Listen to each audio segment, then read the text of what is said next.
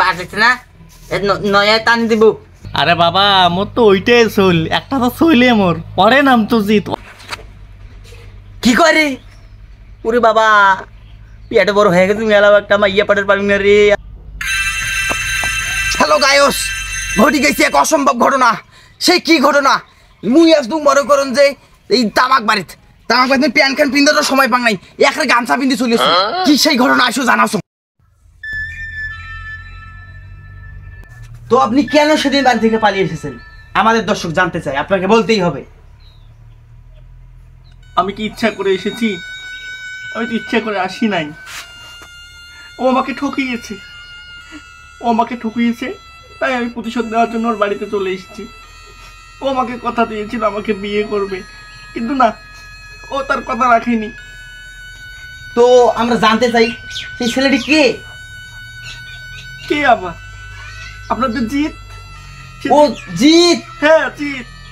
ও মাই god, কি হয়েছে? জিতের জন্য আপনি পালিয়ে এসেছেন? হ্যাঁ আমি জিতের জন্যই পালিয়ে এসেছি। ওর সাথে আমার 3 দিনের পরিচয়। 3 দিনের পরিচয়, তার জন্য পালিয়ে এসেছেন? হ্যাঁ, ওকে আমি টিকটকে দেখেছি, ফেসবুকে দেখেছি, ওকে দেখে আমার ভালো লেগেছে। ও আমার সঙ্গে 3 দিন ধরে কথা বলে, কিন্তু আপনি একটু দাঁড়ান, ওর বাবার সঙ্গে আমি একটু কথা বলি। তো গাইস, আমি চাচার কাছে চলে এসেছি, তার কাছে জিজ্ঞেস করবো এই ঘটনাটা কিভাবে ঘটলো। তো চাচা আপনি বলুন কেমন করে ঘটলো এই ঘটনাটা? কেমন করি এলা কম পাক কেমন করি যে ঘটে ছটা এলাং বিষ্ণের মতে ছটা মোড় এলাং খেলা খেলে বেড়া এই ছড় ঘটে এই ঘটনা ঘটিলে এই ছেলের দোষ আছে, এই ছেলের দোষ আছে। ছটা মোড় কি করছে নাই করে বাপরে বাপ। তো দর্শক আপনারা শুনতেই পেলেন এই চাচার বক্তব্য। তো চলুন আমরা এখন সেই ছেলের কাছেই চলে যাই। তো যার কারণে এই মেয়েটি পালিয়ে এসেছে, আমরা সেই জিতকেই দেখবো কে সে। ও বাজিত বেড়াও রে, তো রিপোর্টার ভাই আসছে রে, তো দেখবে।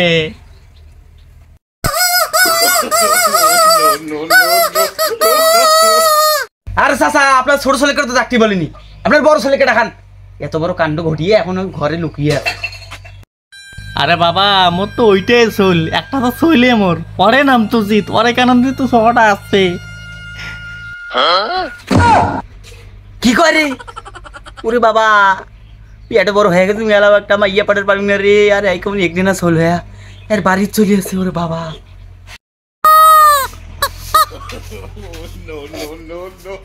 বাজেছে না নয়া টান দিব।